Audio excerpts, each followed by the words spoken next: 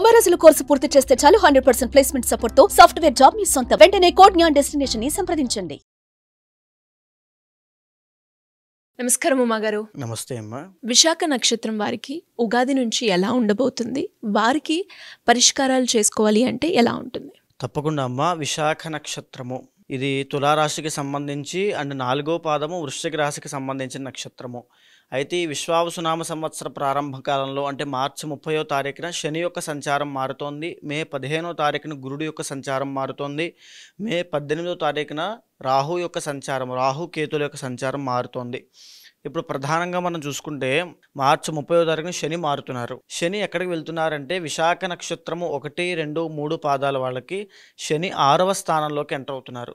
6వ స్థానం అంటే మీనస్థానంలోకి ఎంటర్ అవుతున్నారు. ఎప్పుడైతే శని యొక్క బలం అనేటువంటిది పెరగబోతోందో శని 6వ స్థానంలో యోగిస్తారండి. శని ఎప్పుడైతే బలాన్ని పుంజుకుంటున్నాడో 10 మందిని ఇన్స్పైర్ చేసే విధంగా, 10 మందికి ఉపయోగపడే విధంగా, 10 మంది సహాయం అవసరం లేకుండా స్వంతంగా, స్వతహాగా, ఇండిపెండెంట్గా, ఇండివిజువల్గా వాళ్ళ యొక్క కెపాసిటీని, వాళ్ళ యొక్క పొటెన్షియల్ని బయట ప్రపంచానికి చూపించగలిగే, వాళ్ళ సత్తాని చాటగలిగేటువంటి రోజులు దగ్గరికి వచ్చాయని చెప్పొచ్చు. మార్చి 30 దగ్గర నుంచి 2.5 సంవత్సరాల పాటు వీళ్ళకి దిగ్విజయంగా ఉంటుంది. శని ఎంతైతే దోషం పట్టినప్పుడు ఎంతైతే ఇబ్బందులు ఇస్తాడో శని యోగించినప్పుడు కూడా అంతే యోగాన్ని, రాజయోగాన్ని ప్రదర్శింపజేస్తాడు. ఇక్కడ నుంచి విశాఖ నక్షత్రము 1, 2, 3 పాదాల వాళ్ళు ఇంకా ఎఫర్ట్స్ అనేవి చాలా పెంచండి. మీ యొక్క లైఫ్లో ఇది ఒక మెమొరబుల్ మూమెంట్ అవుతుంది. ఇక్కడి నుంచి వచ్చేటువంటి రోజులు ఒక గోల్డెన్ ఛాన్స్ లాంటివి.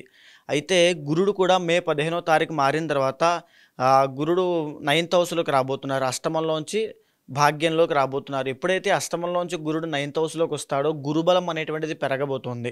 గురుబలం పెరగడం వల్ల ఆదాయం పెరుగుతుంది, పేరు ప్రఖ్యాతులు పెరుగుతాయి, రికగ్నైజేషన్ వస్తుంది, సక్సెస్ వస్తుంది. ఎవరికైతే వివాహం కావట్లేదో ఖచ్చితంగా వివాహం అవుతుంది. ఎవరికైతే సంతానం కలగట్లేదు, గురుడు సంతానకారకుడు, ఖచ్చితంగా సంతానం కలుగుతుంది.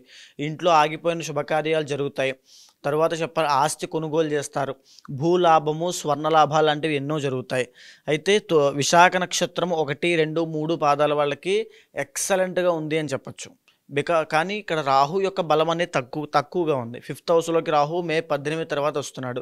సో దీనివల్ల ఏం జరుగుతుందనంటే విశాఖ నక్షత్రం 1, 2, 3 పాదాల వాళ్ళకి వాళ్ళ బిహేవియర్లో ఇబ్బందులు రావడము, అంటే వ్యసనాలకు అలవాటు పడడము, జూదానికి అలవాటు పడడము, లేక ఒక రాంగ్ డైరెక్షన్లోకి వెళ్ళడం వల్ల లవ్ ప్రాబ్లమ్స్ కానీ, రిలేషన్షిప్లో ప్రాబ్లమ్స్ కానీ వచ్చే అవకాశాలు ఉంటాయి. కొంచెం ఆ గుణాన్ని కాస్త సవరించుకోండి. దాంతోపాటుగా కేతు యోగిస్తున్నాడు మళ్ళా. దీనివల్ల ఏంటంటే విపరీతమైన లాభాలు, ఏం చేసినా సరే అందులో విజయాన్ని పొంది విపరీతమైన డబ్బు సంపాదించే యోగము, పలుకుబడి గల వ్యక్తులతో పరిచయాలు పెరగడం వల్ల వీళ్ళ యొక్క స్థాయి కూడా పెరిగేటువంటి యోగం వీళ్ళకి స్టార్ట్ అవబోతోంది.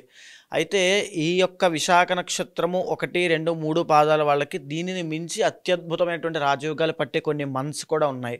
రవి కుజుల యొక్క బలం వల్ల అది జరుగుతుంది. అయితే మేజర్గా మాట్లాడుకోవాలి అనుకుంటే జూలై 15 దగ్గర నుంచి సెప్టెంబర్ 15 దాకా రవి యొక్క బలం వల్ల రాజయోగం పడుతోంది. ఈ టైంలో ఎవరైతే ప్రభుత్వ ఉద్యోగం కోసం ప్రయత్నం చేస్తున్నారో ఖచ్చితంగా సక్సెస్ కొడతారు. ఎవరైతే రాజకీయాల్లో ఉంటూ వాళ్ళకి పదవి యోగం కోసం ప్రయత్నం చేస్తున్నారో ఈ టైం పీరియడ్లో ఖచ్చితంగా వస్తుంది, మీరు ట్రై చేయండి. ఇంకా చెప్పాలి అంటే ఎవరైతే మెడికల్ ఫీల్డ్లో కానీ, గోల్డ్ ఫీల్డ్లో కానీ ఉంటారో ఖచ్చితంగా విపరీతమైన లాభాలు చూస్తారు. కార్యసిద్ధి కలుగుతుంది. ఆ టైంలో ఏ పని చేసినా అది చాలా ఫాస్ట్గా అయిపోతుంటాయి. మేజర్గా దీనిని మించినటువంటి టైం ఏంటి అంటే డిసెంబర్ 15 నుంచి జనవరి 15 దాకా రవి కుజులు ఇద్దరి బలాలు ఎక్కువగా ఉన్నాయి.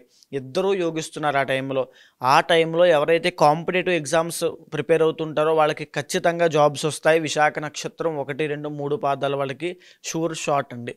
అయితే ఎవరైతే కోర్టు సమస్యల్లో, కోర్టు వ్యవహారాల్లో ఇబ్బంది పడుతూ ఆ లిటిగేషన్స్ కానీ, సెటిల్మెంట్స్ కానీ ఉన్నారో ఖచ్చితంగా అవన్నీ కూడా సాల్వ్ అయిపోతాయి. వీళ్ళకి విజయం దక్కుతుంది. రియల్ ఎస్టేట్ రంగంలో ఇన్వెస్ట్మెంట్స్ చేసిన వాళ్ళకి డిసెంబర్ 15 నుంచి జనవరి 15 లోపు ఖచ్చితంగా అద్భుతమైనటువంటి లాభాలు, విపరీతమైన స్టాక్ మార్కెట్ కానీ దేంట్లోనైనా విపరీతమైన విజయాలు పొందేటువంటి అత్యద్భుతమైన రాజయోగము డిసెంబర్ 15 నుంచి జనవరి 15 దాకా.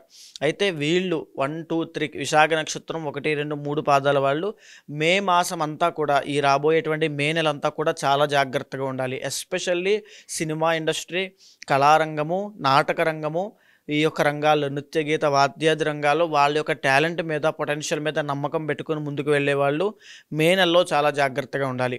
ఆడవాళ్ళ వల్ల ఇబ్బందులు వచ్చేటువంటి అవకాశాలు ఉంటాయి. కాస్త వాళ్ళ రెప్యుటేషన్ కానీ రెమ్యూనరేషన్ కానీ తగ్గే అవకాశం ఉంటుంది. లగ్జరీకి వెళ్ళి డబ్బులు ఖర్చు పెట్టడం వల్ల కాస్త ఆర్థిక సంక్షోభంలో ఇరుక్కుంటారని చెప్పచ్చు. అయితే దీంతో పాటుగా విశాఖ నక్షత్రం 4వ పాదం తీసుకుంటే వాళ్ళకి అది వృశ్చిక రాశికి సంబంధించినటువంటి నక్షత్రము. ఆ పాదము వృశ్చిక రాశి సంచరిస్తూ ఉంటుంది. దానివల్ల ఏం జరుగుతుంది అంటే ప్రధానంగా వృశ్చిక రాశి వాళ్ళకి ఇప్పుడు నడుస్తున్నది 4వ పాదం వాళ్ళకి అర్ధ అష్టమ శని, అంటే కార్యహాని. మార్చి 30తో ఆ శని దోషం వీళ్ళకి వెళ్ళిపోబోతుంది. అయితే వెళ్ళిపోతోంది అన్న మాట, కానీ వీళ్ళకి మే 15వ తారీఖు తర్వాత అష్టమ గురుడు స్టార్ట్ అవుతాడు. అష్టమంలోకి గురుడు వెళ్ళడం చేత ఉద్యోగాలు చేసే వాళ్ళకి ఉద్యోగంలో నష్టాలు, అంటే ఉద్యోగం మానేయడము, వాళ్ళంతటా వాళ్ళే మానేయడం కానీ వాళ్ళు తీసేయడం కానీ జరగడము, ఆ వ్యాపారంలో నష్టాలు చూడడము, సడన్గా డబ్బులన్నీ లాస్ అవ్వడము, విపరీతమైన ఖర్చులు అయిపోవడము, లాస్ అవ్వడము, అప్పులు పాలవ్వడము, లోన్స్ కానీ ఈఎంఐస్ కానీ వీటికి సంబంధించి ఎన్నో రకాల ఇబ్బందులు వీళ్ళు ఇరుక్కోవడము, నెగిటివ్ ఫేమ్ రావడము, అంటే డీఫేమ్ అవ్వడము, కావాలని టార్గెటింగ్ కానీ బ్లేమింగ్ కానీ చాలా ఎక్కువ ఉంటాయి. అభియోగాలు మోపడం లాంటివి ఎన్నో జీవితంలో వీళ్ళు ఫేస్ చేయాల్సిన పరిస్థితులు మే 15 దగ్గర నుంచి వీళ్ళకి స్టార్ట్ అవుతున్నాయని చెప్పొచ్చు. అయితే మే 18వ తారీఖు తర్వాత రాహు ఎప్పుడైతే కుంభంలోకి వస్తారో రాహు యోగిస్తున్నారు.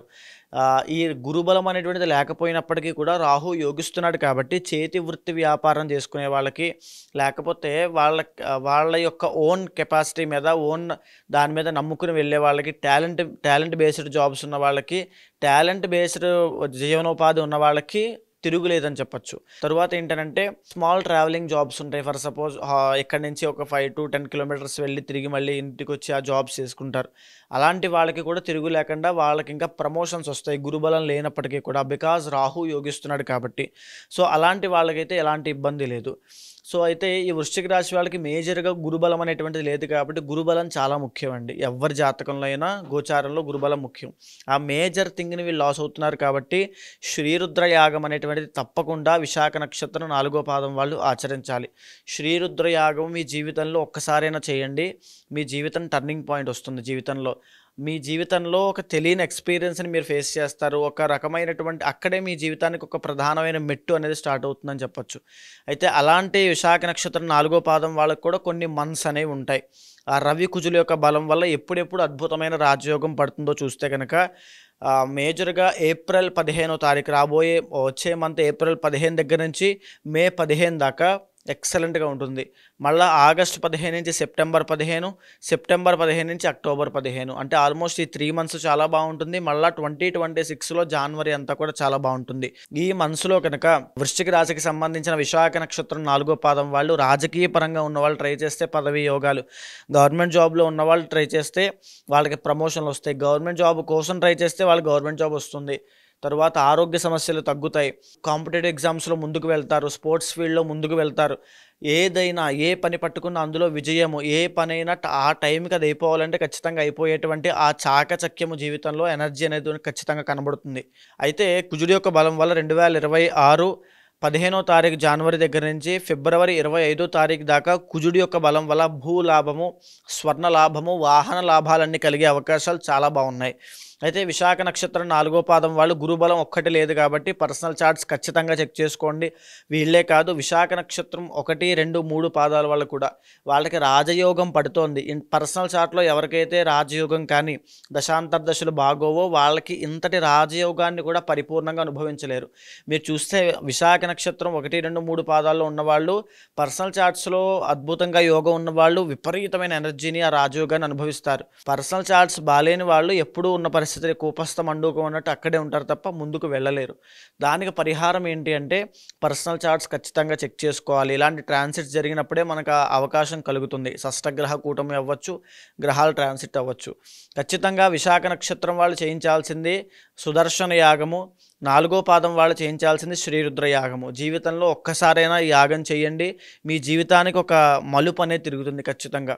ఇంకా మిగతావన్నీ కూడా పర్సనల్ చార్ట్స్లో ఏ దోషం ఉందో ఏంటో అన్ని తెలుసుకోవాలి. ఖచ్చితంగా వాటిని కూలంకషంగా చూసి చర్చించిన తర్వాత మాత్రమే ఆ నిర్దిష్టమైన పరిహారాన్ని ఆచరించండి. ఉండేటువంటి దోషాల నుంచి చాలా ఈజీగా ఓవర్కమ్ చేయగలుగుతారు. మరి ఎవరికైనా కూడా జాతకరీత్యా వారు ఎదుర్కొన్న సమస్యలకి పరిష్కారం చేసుకోవాలి అంటే, మిమ్మల్ని అప్రోచ్ అవ్వాలి అంటే ఎలా ఉంటుంది గురుగారు? తప్పకుండా అమ్మ. ఎవరైనా సరే ఇప్పటిదాకా మనం మాట్లాడుకుంది గోచార సంబంధిత అంశాలన్నీ కూడా ట్రాన్సిట్స్ ఆధారంగా మనం మాట్లాడుకున్నాం. కానీ డేట్ ఆఫ్ బర్త్ కానీ, టైమ్ ఆఫ్ బర్త్ కానీ, ప్లేస్ ఆఫ్ బర్త్ కానీ బట్టి మనం మాట్లాడేది పర్సనల్ చార్ట్ అండి. అది చాలా యూనిక్గా అందరికీ విడివిడిగా ఇండివిజువల్గా ఉంటుంది. అది మన కర్మ బట్టి ఆధారపడి ఉంటుంది కాబట్టి దాన్ని ఖచ్చితంగా చెక్ చేసుకోవాలి. దాన్ని బట్టి మీ జీవితంలో 60% ప్రభావం అనేది ఉంటుంది. గోచారం ఒక 40% ఉంటుంది. ఎప్పుడైతే రెండింటినీ సమన్వయం చేసుకుని ఒక నిర్దిష్టమైన పరిహారాన్ని ఈ శ్రీరుద్రయాగమైనా, సుదర్శనమైన దేన్నైనా ఆచరింప చేయగలిగితే జీవితం మారుతుంది. అలాంటి వాళ్ళు ఎవరైనా ఉంటే కనుక ఖచ్చితంగా కింద కనిపించేటువంటి నెంబర్కి కాల్ చేయండి. మా వాళ్ళు పూర్తి డీటెయిల్స్ ఇస్తారు. ఖచ్చితంగా మీ జాతకాన్ని చూసి కూలంకషంగా చర్చించిన తర్వాత ఒక మంచి పరిహారాన్ని మీతో ఆచరింపజేసి ఆ మంచి రిజల్ట్స్ వచ్చేలాగా ఖచ్చితంగా చేస్తాను. ధన్యవాదాలు గురుగారు. నమస్తే అమ్మ.